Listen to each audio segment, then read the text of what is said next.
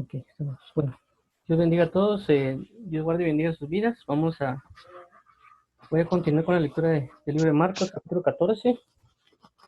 Eh, Dios nos guíe y nos fortalezca. Vamos a orar para que Dios nos ayude a orar. Y para los que no me conocen, mi nombre es Juan José Rajeda. Estamos siempre leyendo la lectura a esta hora. Y vamos a, pues, tratar de buscar a Dios y que Dios también nos enseñe acerca de Él mientras vamos leyendo y que nos abra nuestro entendimiento, corazón y vida para amarle y honrarle.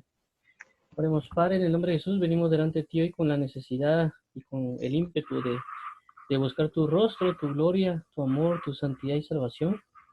Perdona todo pecado que hayamos cometido. Ayúdanos a poder andar a la luz de tu palabra y poder caminar rectamente en ti. Ayúdanos que cuando leamos tu palabra te podamos ver, te podamos adorar, te podamos vivir, te podamos añorar y ensalzar. Gracias te damos, Padre. Ayúdanos a conocerte a ti y a tu amado Padre. En Cristo Jesús, Padre eterno. Amén. Y amén. Bueno, vamos a ver. Aquí estamos. Bueno, entonces, en el capítulo 14 es bastante largo realmente. Hemos estado leyendo lo que es el complot de aprender a Jesús. Jesús se ungió en Betania, de ofrecer entregar a Jesús. La institución de la cena del Señor. Jesús anuncia la negación de Pedro, que prácticamente eso también fue lo que vimos ayer. Jesús ora en Getsemaní. Y prácticamente arresto de Jesús, el joven que huyó. Y hoy ya nos toca ver a Jesús ante el concilio. Veamos esta parte. Versículo 53. Trajeron pues a Jesús al sumo sacerdote, y se reunieron todos los principales sacerdotes y los ancianos y los escribas. Y Pedro le siguió de lejos hasta dentro del patio del sumo sacerdote. Y estaban sentados con los alguaciles calentándose al fuego. Y los principales sacerdotes y todo el concilio buscaban testimonio contra Jesús para entregarle a la muerte, pero no lo hallaban, porque muchos decían falso testimonio contra él, mas sus testimonios no concordaban. 57. Entonces levantándose unos dieron falso testimonio contra él diciendo: nosotros le hemos oído decir, yo derribaré este templo hecho a mano, y en 3 días edificaré otro hecho sin mano. Pero ni aun así concordaban en el testimonio. Entonces el sumo sacerdote, levantándose en medio, preguntó a Jesús diciendo: ¿no responde nada? ¿Que testifican estos contra ti? Mas él callaba y nada respondía. El sumo sacerdote le volvió a preguntar y le dijo: ¿eres tú el Cristo, el Hijo del bendito? 62. Y Jesús le dijo: yo soy. Y veréis al Hijo del hombre sentado a la diestra del poder de Dios y viniendo en las nubes del cielo. Entonces el sumo sacerdote, rasgando sus vestiduras, dijo: ¿qué más necesidad tenemos de testigos? 64. ¿Habéis oído la blasfemia que os parece? Y todos ellos le condenaron, declarándole ser dignos de muerte. 65. Y algunos comenzaron a escupirle y a cubrirle el rostro y a darle de puñetazos y a decirle: profetiza. Y los alguaciles le daban de bofetadas. ¿Tiene un comentario? Vamos a ver esto. No, esta parte es bien importante por varias razones. Una de ellas es porque la misma Biblia habla de que el mismo Jesús dijo estas palabras de que iba a ser tomado y llevado a los concilios con los principales. Pero también recordemos de que como Jesús es la manifestación de las sombras que había en el antiguo pacto. Es decir, la Biblia dice que prácticamente el antiguo pacto es sombra de lo que habría de venir. Es como cuando uno viene y hay sol, uno se pone en la calle, el sol le pega a uno y eso que le pega pues provoca una sombra. Tiene nuestra figura prácticamente, pero no somos nosotros la sombra en el sentido de todas las características visibles, sino que solo se marca la silueta y se marca como que realmente la percepción de lo que somos nosotros, pero no somos literalmente por las características, inclusive de colores. La sombra es prácticamente el color como oscuro. En cambio nosotros tenemos un colorido. E igual pasa con Cristo. Todo lo que se dio en el antiguo pacto, en el Antiguo Testamento, o lo que nosotros conocemos como Antiguo Testamento, era sombra de lo que habría de venir, es decir, de Jesús. Tanto el tabernáculo, tanto como inclusive las tablas de la ley, el maná, la vara de Aarón, representan y son sombras de lo que ha de venir. En este caso, recordemos de que cuando se iba a presentar el cordero expiatorio para generar la expiación por los pecados del pueblo, lo que se hacía era prácticamente presentar diferentes tipos de cordero, carnero, macho cabrío, etcétera, y él tenía que ser juzgado prácticamente por el sumo sacerdote y examinado para ver que no tenga ninguna falla. Si no tenía ninguna falla, era apto para el sacrificio. Entonces, por esto mismo que Jesús es el Cordero de Dios, o el sacrificio de Dios vivo, la expiación que Dios mismo manifestó, porque es bien importante reconocer esto, porque antes cuando se pecaba, lo primero que se iba a hacer era presentar el cordero por el pecado. También había las otras cuestiones, por si alguien era pobre, presentaba ofrendas de palomino, de cebada, etcétera. Entonces se presentaba y la persona le ponían la mano sobre ese cordero, y prácticamente es como una transferencia del pecado que había en la persona para trasladarlo al cordero, y a consecuencia de eso el cordero moría, tenía que ser sacrificado a causa del pecado del otro. Entonces la enseñanza de Dios que le está dando al pueblo es decir, miren, alguien inocente va a morir por sus pecados. Y prácticamente les estaba dando un entrenamiento, le estaba dando una manifestación profética de lo que iba a acontecer. Y también por consecuencia la enseñanza de Dios diciendo, miren, usted, alguien inocente, alguien que no cometió un pecado, alguien que no cometió un error, tiene que morir por ustedes. Y por consecuencia la dureza del corazón de ellos en todos esos tiempos provocó de que ya lo agarraran por rutina, no entender el trasfondo o la verdad que se estaba manifestando o que Dios estaba trasladando, y eso inquirió pues en que siempre había una dureza de corazón. Igual nosotros, nos da a entender de que ya ahorita viendo a Jesús, que Él es el Cordero de Dios que quita el pecado del mundo, que la misma palabra lo dice, significa eso, significa que así como nosotros dimos o los antiguos daban su Cordero, en este caso dijo Dios, bueno, yo voy a dar mi Cordero. Pongan todos sus pecados en este Cordero y ustedes van a ser libres de pecado. Entonces esto pasa con el Cordero de Dios, y por eso se da esta parte del concilio, porque tenían que examinar y ver que no había falta en él, porque si había una falta no podía ser apto para la expiación, no podía ser apto para poder entrar en ese sacrificio y traer esa transmisión de traer mi pecado hacia él. Por eso la misma Biblia dice, y al que no conoció pecado, Dios lo hizo pecado para que nosotros fuésemos justicia de Dios en él. Por lo mismo que les comento de la transmisión del traslado del pecado. Entonces, comprendiendo esto, veamos lo siguiente. Trajeron pues a Jesús al sumo sacerdote. Como recalco, el sumo sacerdote era el que antes se le daba la parte del macho, había el macho cabrío, estaba un macho cabrío por orden de Jehová, y también estaba un cordero. Entonces habían varias situaciones que él tenía que hacer, y prácticamente Jesús representa varias de ellas acá. Pero en este caso se presenta al general, y el primero que se establece es el sumo sacerdote para examinar. Entonces dice, y se reunieron todos los principales sacerdotes y los ancianos y los escribas. Ya recalcamos que son tres grupos los que siempre han venido: sacerdotes, que eran una máxima autoridad; los ancianos, que también eran una autoridad, como el ungimiento que Moisés coloca el espíritu sobre los 70, o sea, Dios toma el espíritu de Moisés y lo pone sobre los 70, esa era una autoridad también de juicio, de llevar cargas, etcétera. Y también los que son correspondientes a la escritura, tres personas para juzgar a Jesús, tres grupos: sacerdotal, de autoridad y de escritura.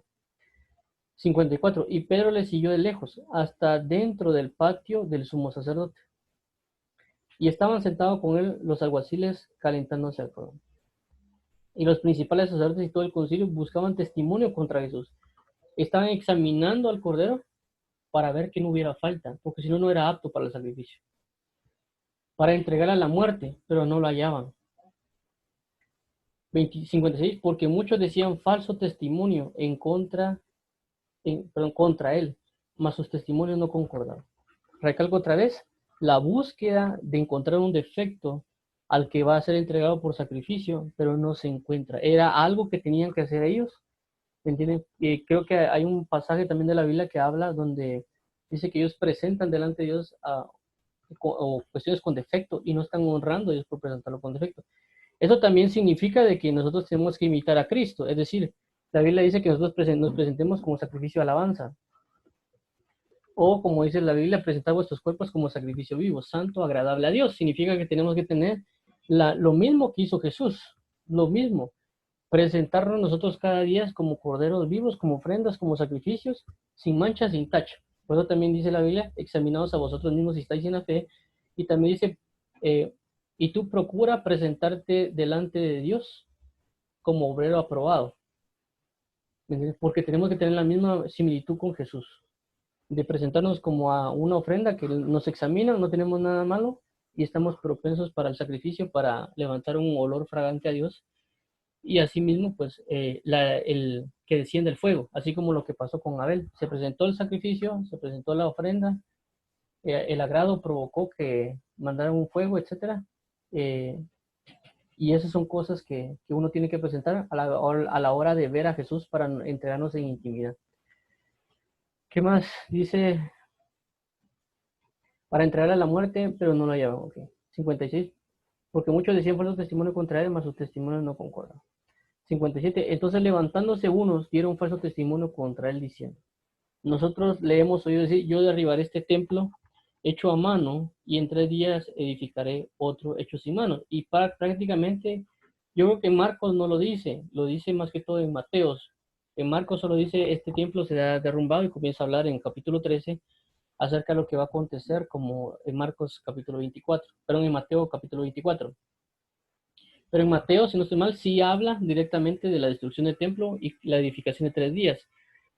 Pero, por supuesto, Jesús estaba hablando de él mismo, no estaba hablando necesariamente del templo. Entonces, que alguien diga que va a destruir el templo prácticamente es ir en contra totalmente de Dios, porque ellos sabían de que el lugar donde estaban edificados, allí iba a estar Dios. Eso lo vemos uno con Moisés, que Dios le dice a Moisés, mira, pon el tabernáculo y descendía la nube de fuego en el tabernáculo y Moisés estaba con Dios. Es decir, él habitaba en un lugar, por así decirlo, en esos momentos. Luego vemos también con que el arca del pacto, cuando la llevan, que se pierde con los filisteos, etcétera.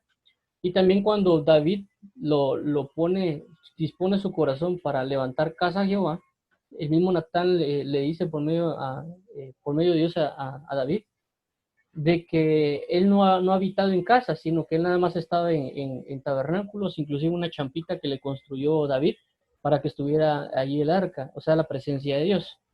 Y luego al trasladarlo y decirlo, mira, no, tu hijo es el que me va a levantar, eh, me va a levantar esta casa. Entonces David deja todo preparado para cuando esté Salomón, y el Salomón levanta el templo y ora para que la presencia de Dios esté sobre ese templo.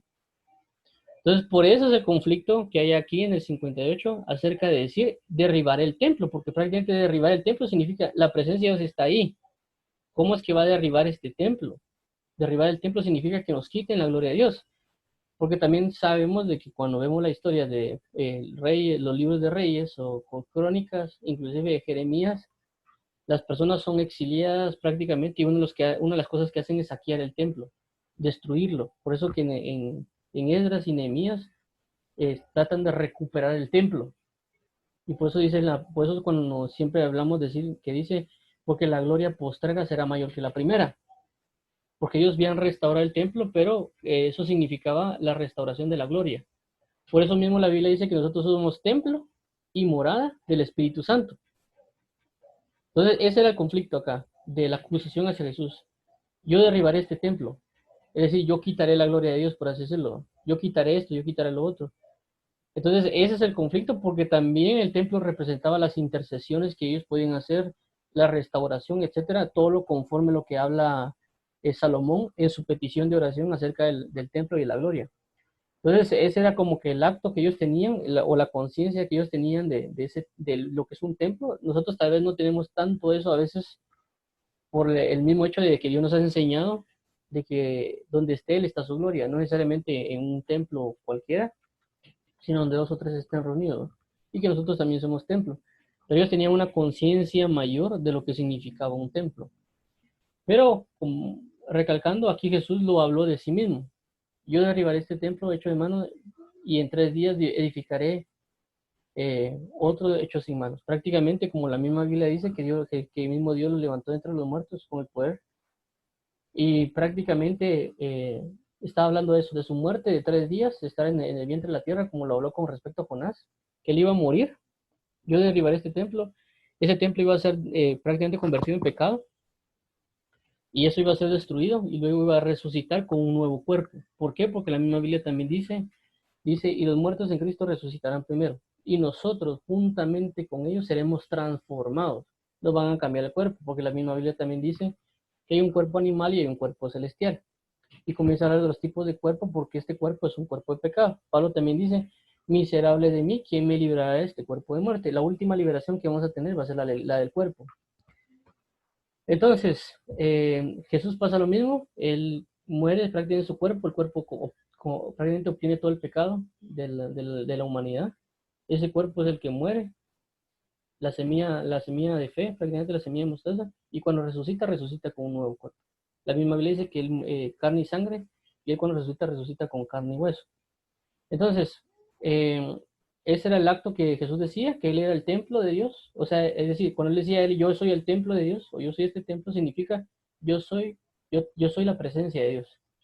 La presencia de Dios está en mí. Por eso Jesús dice, vosotros sois templo y morada del Espíritu Santo, de la gloria de Dios. Por eso tenemos que cuidar bastante a nosotros mismos, o sea, es decir, el templo tenemos que guardarlo, tenemos que ser casa de oración, que fue la primera cosa que hablamos cuando comenzamos la oración, ser casa de oración. Es decir, nosotros tenemos que ser ese templo de constantemente estar orando, para nosotros ser llamados casa de oración. Es decir, ser una casa de oración andando, ser un templo de oración constantemente andando. Entonces, ese era el punto acá de la acusación, y era una grave acusación por lo mismo de lo que representaba la gloria de Dios. Ahora, 59.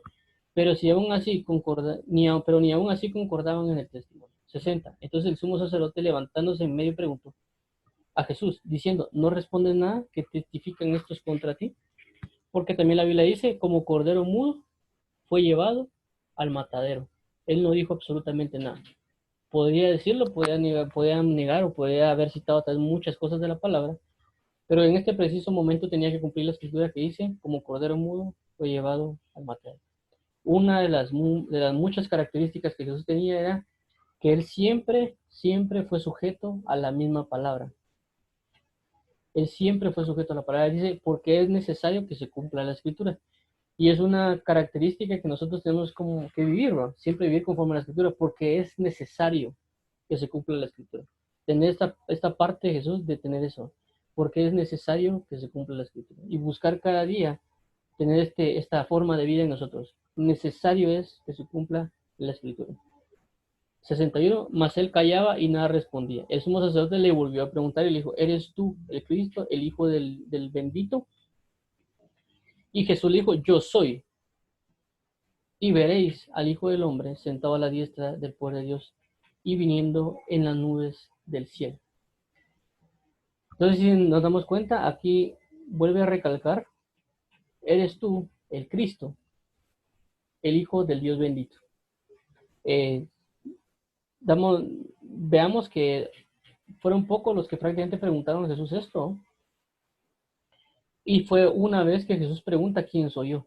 Pero en este caso, el sumo sacerdote no estaba necesariamente dando solo una pregunta, sino que estaba realizando una afirmación. En otros libros dice, tú lo dices.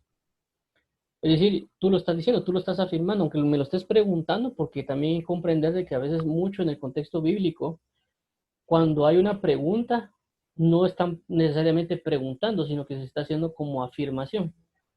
Por ejemplo, hay un versículo que dice, ¿no es acaso este el hijo de Isaí? Lo ponen como pregunta, pero realmente es como una afirmación. ¿Me entiende? Es como que yo veo a alguien alegre y dice, ¿estás alegre? Como que lo estuviera preguntando, pero realmente estoy como afirmando, solo para que otro me lo confirme, ¿va? ¿Estás alegre, verdad? O cuando uno dice verdad, en portugués por lo regular dicen ne, o sea, como que, ¿estás alegre, verdad? Yo ya estoy afirmando prácticamente con mi pregunta, estoy dando una afirmación. Igual en este caso, él no estaba como que consciente, el sumo sacerdote, de lo que estaba haciendo, pero está haciendo eso. Eres tú el Hijo del Dios bendito, como afirmándolo de una vez. Por eso Jesús dice, tú lo dices. En este caso dice, y Jesús le dijo, yo soy, y veréis al Hijo del Hombre sentado a la diestra del poder de Dios y viniendo en las nubes del cielo. Dos cosas les dijo acerca de esto. En el sentido, dos cosas de lo que va a pasar. Uno, yo soy. Dos, y veréis. Tres, al Hijo del Hombre sentado a la diestra del poder de Dios. Y cuatro, viniendo en las nubes del cielo. Entonces el sumo sacerdote, rasgando sus vestiduras, dijo, ¿qué más necesidad tenemos de testigos? Esto es bien importante porque en el momento que el sumo sacerdote rompe sus vestiduras, ya no hay, ya no hay más sumo sacerdote, porque una de las cuestiones necesarias para presentar al Cordero era las vestiduras. Un sacerdote no se podía presentar sin vestiduras sacerdotales. No se podía, porque por eso Dios había dado la indicación que el sumo sacerdote tenía que tener su vestimenta para ejercerlo. Entonces, cuando él rompe su vestimenta, él se descalifica como sumo sacerdote y automáticamente el que pasa, se pasa a otro plano espiritual en otro orden sacerdotal, porque ya su función fue hecha. Verificar que el Cordero de Dios es apto para el sacrificio. 64. Habéis oído la blasfemia que os parece, y todos ellos le condenaron declarándole ser digno de muerte. Es decir, todos están diciendo, bueno, él es digno de muerte. El Cordero, sabemos de que el Cordero era digno de muerte. ¿Por qué? Por la expiación o los pecados de todas las personas del pueblo. También recordemos de que había antes, cuando se presentaba el sacrificio, habían dos que se iban a hacer. Uno era para el mismo sacerdote, es decir, el sacerdote no solo era por todo el pueblo, sino que primero el sacerdote presentaba por él mismo. Y luego de presentar por él mismo, también presentaba otro por el pueblo. Eran dos, uno por él mismo y otro por el pueblo. Y también habían otros dos. Había uno que se presentaba a la suerte de Jehová y había otro que se presentaba a la suerte de Azazel. Entonces eran varios, no era solo uno, eran varias cosas que se presentaban en ese día de expiación, que era una vez al año nada más, para que el sumo sacerdote presentara ese sacrificio. Aparte de los continuos, o el sacrificio continuo, etcétera, que habla la Biblia. Entonces, en este caso específico, se están manifestando todas estas cosas en una, todos encerrados en Cristo Jesús. Por eso dice la Biblia, como ya recalqué, que sombra de lo que habría de venir. Aquí, 65, y algunos comenzaron a escupirle y a cubrirle el rostro y a darle puñetazos y decirle profetiza, y los alguaciles le daban de bofetadas. Esto es algo bien impresionante porque no solo inquirió en prácticamente rechazar a Jesús, escupirle o levantarle falso testimonio, etcétera, sino que estas cuestiones bien fuertes, porque una señal inclusive en nuestro tiempo, pues cuando en la juventud se da de que cuando los jóvenes se quieren pelear, a veces hasta para faltarles al respeto se escupen. Inclusive a veces los jóvenes dicen, el que escupa primero, ese es el más machito. Entonces es una falta grave prácticamente de esto, el escupir. Y también dice que no solo eso, sino que le cubren la cabeza. Es decir, la Biblia habla de que la cabeza es gloria, es autoridad, le quieren quitar eso, se lo tapan y comienzan a golpearlo. Por eso le dice, profetiza quién fue el que te golpeó. A eso es lo que quiero ver, porque cuando le tapan la cara y se profetiza, es como que dinos quién te está golpeando. O también en otros aspectos, pues también puede ser que ellos le están provocando y citar una maldición de Jesús hacia ellos. Pero como recalco, la Biblia dice, como cordero mudo, fue llevado al matadero. Y esto nos da a entender también, pues, de que hay momentos en nuestra vida que vamos a tener que guardar silencio y nos pueden estar levantando falsos testimonios, nos pueden estar diciendo muchas cosas en nuestras vidas, pero tenemos que guardar silencio, quedarnos callados, y aunque tengamos la palabra profética más segura, tengamos la capacidad de manifestar inclusive un mover profético, quedarnos callados. En ese momento Dios nos va a solicitar que estemos callados. ¿Para qué? Para que se cumplan las escrituras.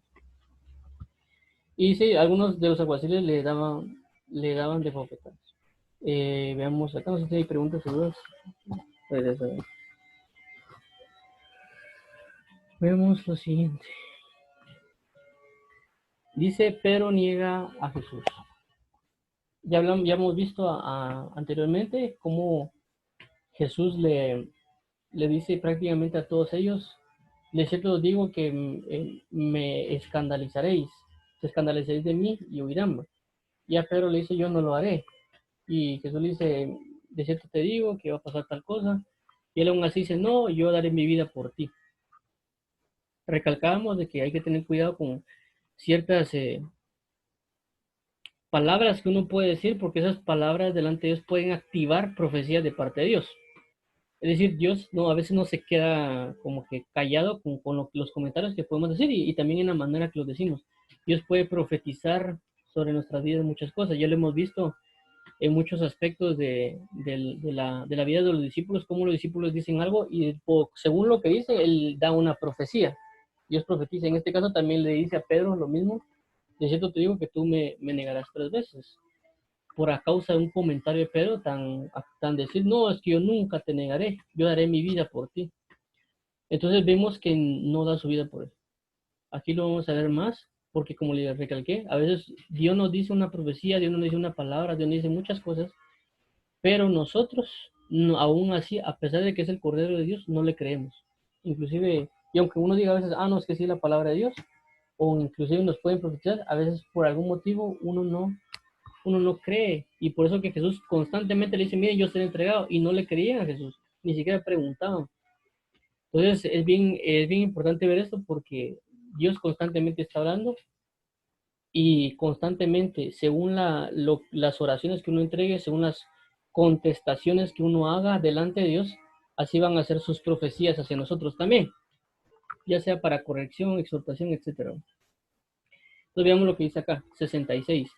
Estando Pedro abajo en el patio, vino uno de las criadas del sumo sacerdote, y cuando vio a Pedro que se calentaba mirándole, dijo, tú también estabas con Jesús, el Nazareno.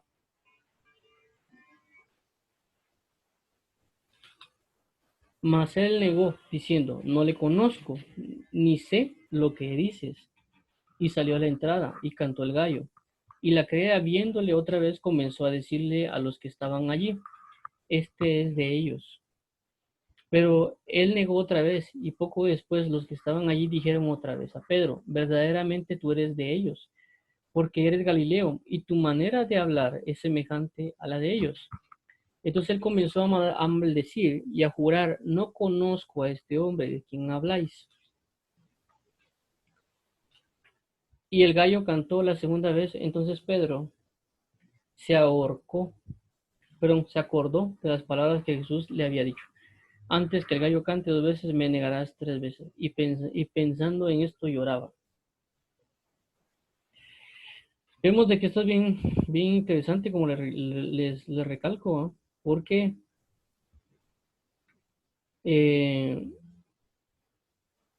son profecías que Dios nos puede decir a nosotros y nosotros, a pesar de eso, como habíamos hablado, en lugar de pedirle misericordia, lo que hacemos es seguir en nuestra manera de pensar. Vamos a ver acá el que vimos ayer. O sea,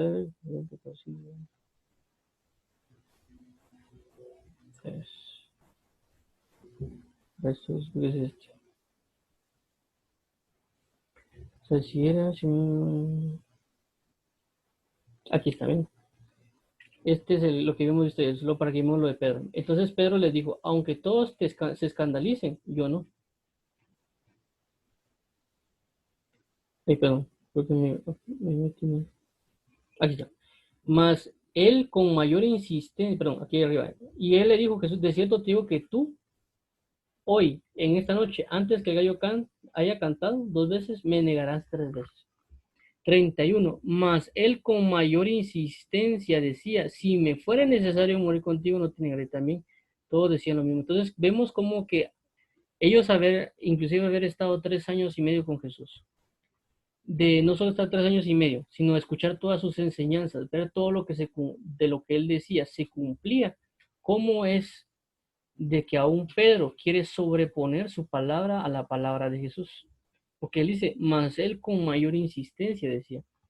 Es decir, de que, ¿por qué no tomó una actitud de decir, Señor, disculparme o pedirle misericordia para no negarlo, sino que él hizo todo lo contrario. En lugar de pedir misericordia, cimentó más su razón, cimentó más el creer en sí mismo de lo que él podía hacer, no en la palabra que Dios le estaba diciendo. Entonces a veces pasa eso con nosotros. Dios nos está diciendo una profecía a través de la escritura o a través de alguien, etcétera, y a veces nosotros no queremos creer que eso va a pasar porque puede acontecer aparentemente algo malo con nosotros, como en este caso, inclusive negar a Jesús. Si alguien nos dice, mira, vos vas a negar a Jesús en tal tiempo, yo nunca lo voy a hacer, ¿cómo voy a ofender a mi Dios? En lugar de ponerse a pensar lo que hizo Pedro, porque puede ser que yo lo esté enviando y uno en lugar de como que cimentar más lo que uno cree, mejor ir a orar y pedirle, Señor Jehová, Señor, va a pasar esto. Te pido perdón y que me ayudes a que esto no pase. Porque si eso no, si uno le ruega, puede alcanzar misericordia y puede que ya no pase. Pero en este caso vemos cómo él quería, Pedro, lo que prácticamente lo que yo veo aquí es que él sobrepuso su palabra, su conocimiento, su entendimiento a la palabra de Dios. ¿Me entiendes? Entonces, quién resultó prácticamente vencedor, por así decirlo? La palabra de Dios, ¿no? Por eso les digo, hay que buscar siempre la misericordia de Dios. Por eso dice la Biblia, en tu misericordia he confiado, me alegraré en tu salvación. Porque la misericordia va a traer salvación. Entonces, en este caso, yo creo que tal vez si Pedro hubieran dicho, mira, Señor, ayúdame, perdóname, hubiera alcanzado misericordia y hubiera alcanzado salvación. Y no hubiera pasado tal vez lo que pasó, aunque tal vez puede haber estado escrito, ¿no? Pero eso es lo que quiero llegar yo. En nuestra vida diaria, no sobreponer nuestro pensamiento o entendimiento a la palabra y estar bien atentos a esto, porque no sea que estemos como que combatiendo contra ellos, porque prácticamente fue como que un combate entre palabras, ¿no? Él quería cimentar su palabra profética, Pedro, a la de Cristo. Pero vemos acá, ya como en lo que hemos estado viendo aquí, a lo que quiero llegar es con esto, con Pedro ni a Jesús. Dice, estando Pedro abajo en el patio, vino una de las criadas del sumo sacerdote. Y cuando vio a Pedro que se calentaba mirándole, dijo, tú también estabas con Jesús el Nazareno. Y como le digo, esto era parte de lo que Pedro había dicho, porque él quería cumplir con su palabra. Entonces, por eso que en muchos aspectos se ve, creo que también cuando le corta la oreja a Jairo, pero a Jairo digo al siervo del sumo sacerdote en otro libro dice que fue Pedro. ¿Pero por qué? Porque Pedro había dicho de que mi vida daré por ti. Entonces él viene y trata de defender a Jesús, mi vida daré por ti. ¿Va? Entonces Pedro trata de cumplir su palabra, trata de como que ir en su palabra profética y trata de cumplirla. Y vemos esto y vemos por eso que también se va pegado a Jesús, ve calentándose, tratando de ver qué es lo que pasa por el hecho de la promesa que había tratado de realizar. Mas él negó diciendo, no le conozco, ni sé lo que ni sé lo que dices, y salió a la entrada y cantó el gallo. Uno. Y la criada viéndolo otra vez comenzó a decirle a los que estaban ahí, este es de ellos. Ya no solo fue el testimonio de una mujer, sino que ahorita es el testimonio de varios. El ataque se vuelve más grande. Entonces dice, pero él negó otra vez, y poco después los que estaban allí dijeron otra vez a Pedro, verdaderamente tú eres de ellos, porque eres Galileo y tu manera de hablar es semejante a la de ellos. Entonces vemos acá, uno, una mujer única, una sola mujer le habla. Dos, la mujer lleva el testimonio y ese testimonio provoca que también él niegue. Y tres, que estas mismas personas, como que se va incrementando el ataque hacia Pedro, le dicen, verdaderamente tú eres de ellos, porque eres Galileo y tu manera de hablar es semejante a la de ellos. Cuando le habla de que tu manera de hablar es semejante a la de ellos, y también que le dicen que él es de Galileo, también es como en dar a entender de que como la Biblia dice, ¿de Galilea acaso saldrá algo bueno? ¿O de Nazaret saldrá algo bueno? Porque no había nacido profeta. Dice, ve y escudriña las escrituras porque sabrás de que no ha venido profeta de Nazaret o de Galilea. Entonces, no solo era la actitud o como cuando uno viene y dice, por ejemplo, dicen de que uno va a los Estados Unidos y uno le chifla a alguien, como uno aquí en Guatemala tiene la costumbre de ver a alguien en la calle y uno le chifla, ¿qué tal vos? ¿Cómo estás? Entonces, se sabe de que si alguien chifla en la calle, ahí en los Estados Unidos, este es guatemalteco. Entonces, ahí viene una característica en él, puede ser física, inclusive sus vestimentas, y también dice, y tu manera de hablar es semejante a la de ellos.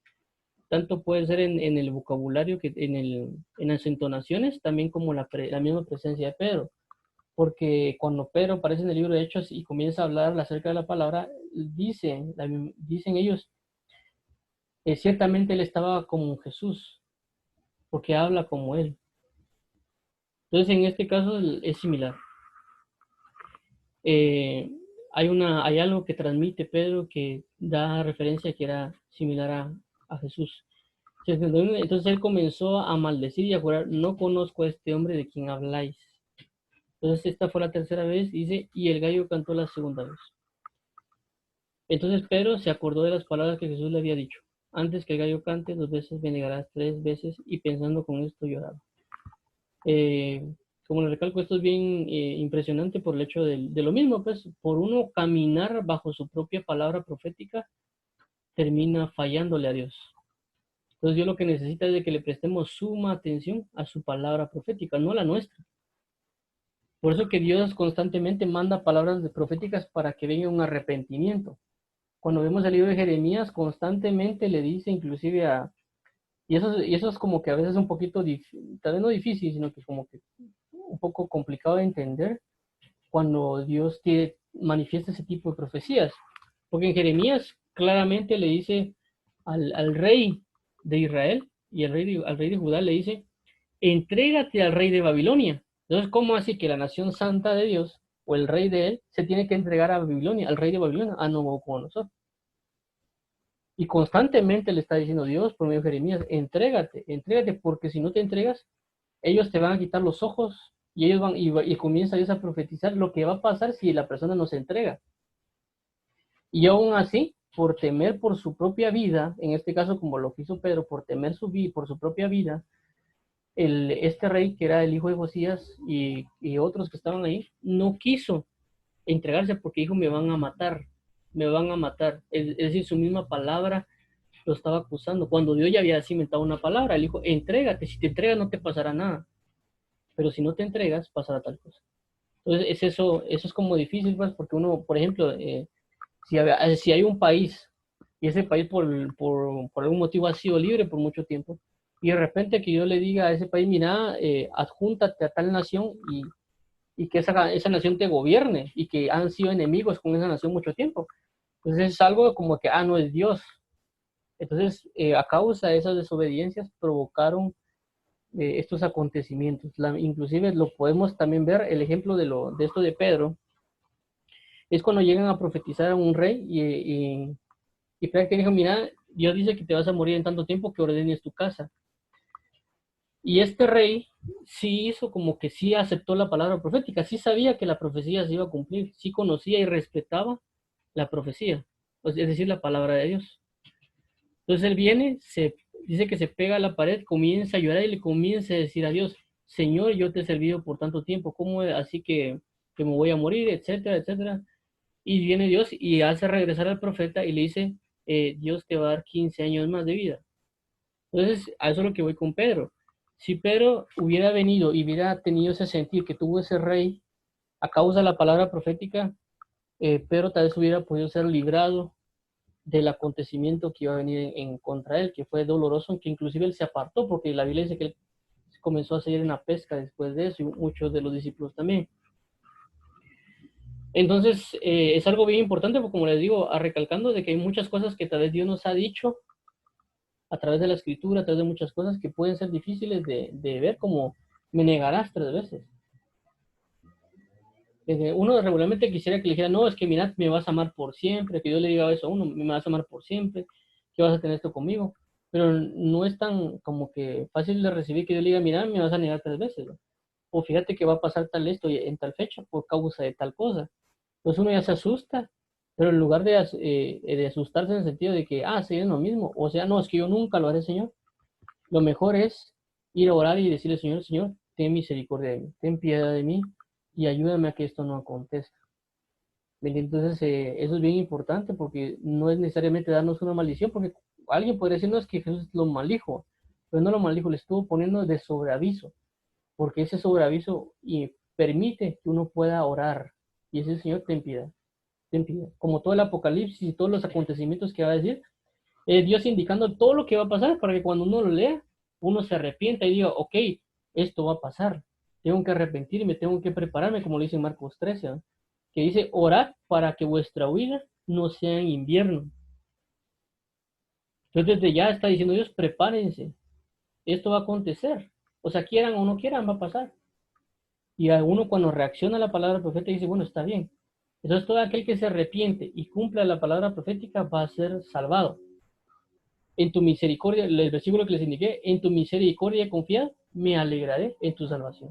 A causa de saber de que aunque vengan juicios sobre la tierra, porque van a venir muchos juicios sobre la tierra, si confiamos en la misericordia de Dios, porque la Biblia dice que la misericordia antecede al juicio, vamos a ser salvados. Entonces, esto prácticamente, como le recalco, es lo de la situación aquí que pasa con Pedro. Eh, Orar para ser tomados por dignos y también no negar al Señor Jesús. Y orarle por eso, no decirle al Señor, Señor, yo nunca te voy a negar. Todo lo contrario. Decirle al Señor, ayúdame para no negarte, para mantenerme firme, para mantenerme fiel. Porque la misma Biblia dice, el que esté firme, mire que no caiga. Es decir, uno se puede confiar. Y eso son muchas cosas que a través de la vida, cuando vemos la vida de Pedro prácticamente, él fue una persona muy entregada, que a veces también critica mucho a Pedro, pero fue una persona muy entregada, que tenía una gran intención de corazón y que vemos cosas muy grandes que él hizo, pero también fallos que él realizó, pues porque él estuvo más expuesto. Es decir, puede que muchos hayan cometido errores en la Biblia, pero se muestra más a Pedro porque el que fue el que más expuso a Dios y por consecuencia fue el más amado, hasta ese punto muy amado, porque la Biblia dice que al que ama corrijo. Y vemos cómo son las diferentes correcciones que ha tenido Pedro a lo largo de la escritura.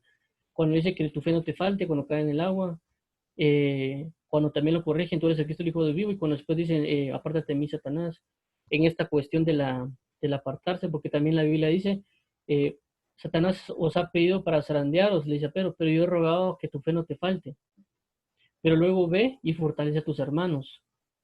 Entonces vemos una vida de Pedro que inclusive Dios confió muchas cosas en Pedro por el hecho de que él era muy entregado. Y esa entrega provocó pues tanto correcciones, tanto también promesas, profecías que no se lo dieron a nadie más, inclusive a Juan, que no era, él era el muy amado, que no se le fue dado hasta cierto punto cosas que se le fueron dadas a Pedro, por el nivel de búsqueda, inclusive fue colocado de alguna manera como un líder entre los apóstoles, ¿ya? Tanto el principio de la manifestación del Evangelio a los gentiles, como también el principio del establecimiento de la doctrina hacia los gentiles. Y que por supuesto la absorbió Pablo. Si leemos Hechos capítulo 15 se muestra esa parte, que dice que Pablo y Bernabé habían predicado y que habían llegado judíos que se habían convertido, tratando de que tomaran prácticas judaicas los que recién se convertían. Y prácticamente Pablo y Bernabé fueron a consultar a Pedro y a los apóstoles en ese momento acerca de qué deberían de hacer. Y por supuesto era Pablo y Bernabé, bueno, más que todo Pablo estaba comenzando en el Evangelio, pero aún así tuvieron conflictos y se sientan no solo los dos apóstoles, sino ancianos, y también Pablo y Judas, perdón, Pablo y Bernabé, y entre todos se ponen en un orden establecido, tanto Pedro como Jacobo, que también nos hace mención mucho de Juan ahí, y logran decir, miren, vamos a hacer esto. Hicieron un concilio, pues prácticamente, para saber qué hacer. Luego ya mandan a Judas y a Silas, y junto con Pablo y Bernabé, con una carta, que prácticamente es como podríamos decir así, como que la primera carta apostólica, no solo enviada por Pedro, sino también enviada por un grupo de ancianos y otros, y también Judas y Silas eran profetas. Entonces ya fueron enviados y restauraron, pero fue prácticamente una de las primeras cartas y fue una carta bien sencilla. Eh, a eso es lo que quiero llegar con Pedro, que a veces como que se tiende a menospreciar a Pedro, ¿no? Por ejemplo, no vemos que hay un Pablo que se pare y se convierte en 3,000. No vemos eso, ni también vemos a un Pablo que predica y se convierte en 5,000. No vemos a un Pablo de esa manera, pero sí vemos a un Pedro de que predica y se convierte en 3,000, que predica y se convierte en 5,000. O sea, no vemos a un Pablo así. Tampoco vemos a un Juan de esa manera, sino que al único que vemos de esa manera es a un Pablo.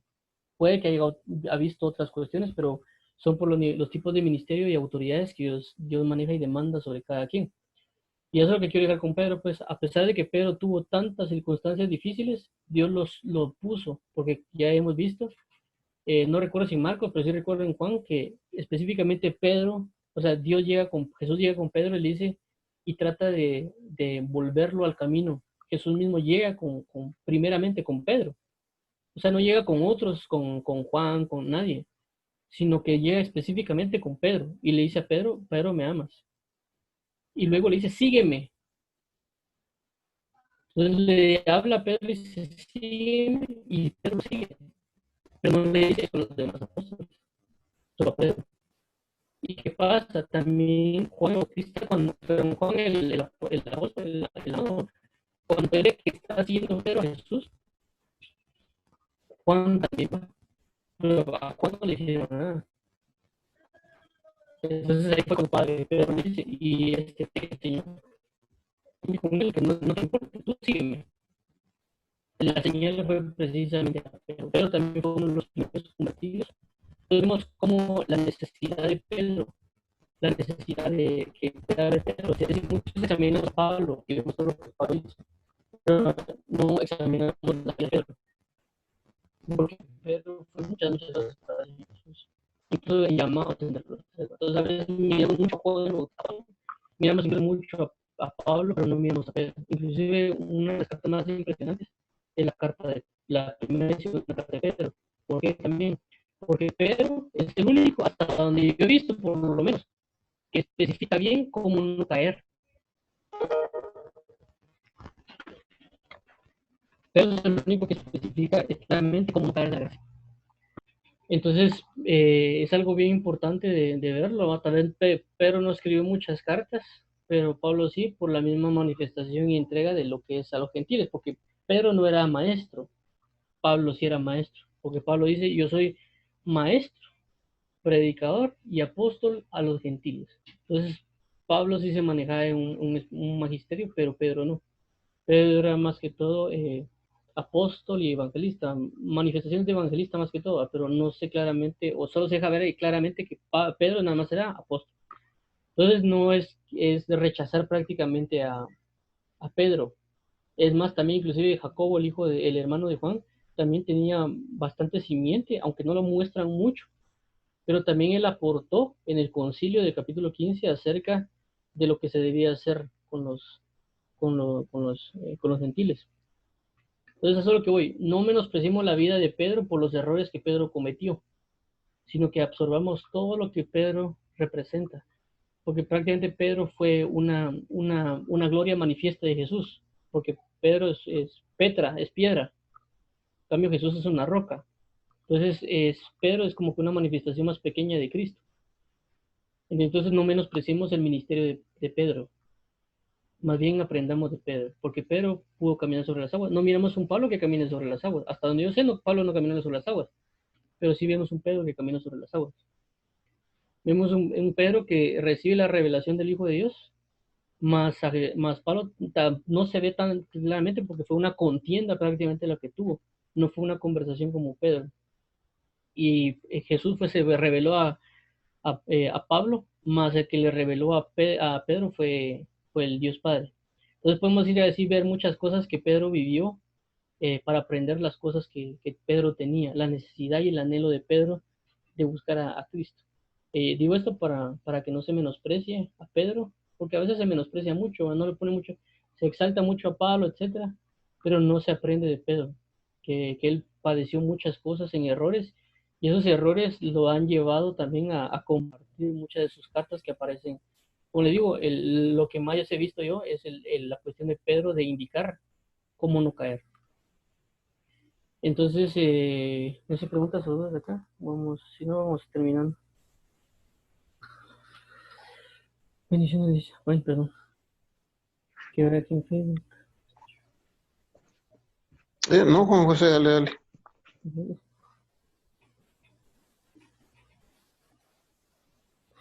Ok, gracias a él. Entonces vamos a darle gracias a Dios por esto que nos ha dado y que Él sea que nos ayude, ¿verdad? No, para ver las enseñanzas que dio atrás de Pedro y también ver a las enseñanzas de la vida de Pedro, por así decirlo, que Dios deja ver. Y darle gracias por la oportunidad que nos da de prácticamente estar leyendo y aprender de él. Oremos, Padre, en nombre de Jesús te damos las gracias por la gran sabiduría y amor que nos das, por permitirnos ver a través de la Escritura, verte a ti, verte cómo tratas inclusive tú con tus hijos, con los que has escogido, porque prácticamente Pedro fue alguien escogido por ti y que lo estableciste también para llevar la bendición a los gentiles y a los judíos y a muchas gentes en el tiempo. Inclusive él va a estar sentado en los 12 tronos que la Biblia habla para juzgar al pueblo de Israel. Inclusive Pedro fue capaz de dejar familias y todo, y muchas otras cosas, a pesar de tal vez no tener un gran dominio en las escrituras, pero él fue una persona entregada. Tal vez a diferencia de Pedro, era padre, que él, tal vez Pablo sí sabía mucho por ser fariseo de fariseos, pero tal vez Pedro no fue una persona que farisea o un conocimiento teológico sumamente grande, pero sí tuvo un sentir verdaderamente grande delante de ti, y nosotros queremos tener ese sentir, casi como tu Hijo Jesucristo tuvo de ti. Aprender eso de Pedro, la búsqueda del Mesías, a pesar de él no tener una capacidad para, por así decirlo, teológica, pero es una búsqueda completa de quién es el Mesías. Y, y a pesar de que seamos corregidos, así como tú corregiste a Pedro, saber de que las correcciones son para perfeccionamiento. La misma Biblia dice, no te canses de mi corrección. Y al que mucho se le corrige, mucho ama. Por eso vemos que como fue corregido tantas veces Pedro, y a consecuencia podemos ver el amor tuyo a través de las correcciones que le hiciste a Pedro. Ayúdanos, por favor, a no tener miedo, inclusive de cometer errores, ¿verdad? Porque sabemos de que tú nos vas a corregir. Y cuando seamos corregidos, vamos a poder corregir de una mejor manera a los demás, porque ya lo vivimos, ya lo pasamos. Te damos las gracias, te damos la gloria y honra a ti, Padre. Te pedimos que nuestro corazón sea lleno de tu integridad y verdad, y bendice a los que nos oyen y que los sostengas y los bendigas cada día, para que cada día cuando lean tu palabra puedan conocer más de ti. Te damos las gracias, amado mío. Bendice a los que nos oyen y primeramente nos vemos el día de mañana. En el nombre de Jesús, Señor. Amén. Dios los guarde, bendiga y nos vemos primeramente el día de mañana. Y cualquier cosa estamos al pendiente. Claro que sí, Juan José, muchas gracias, Dios te bendiga. Amén.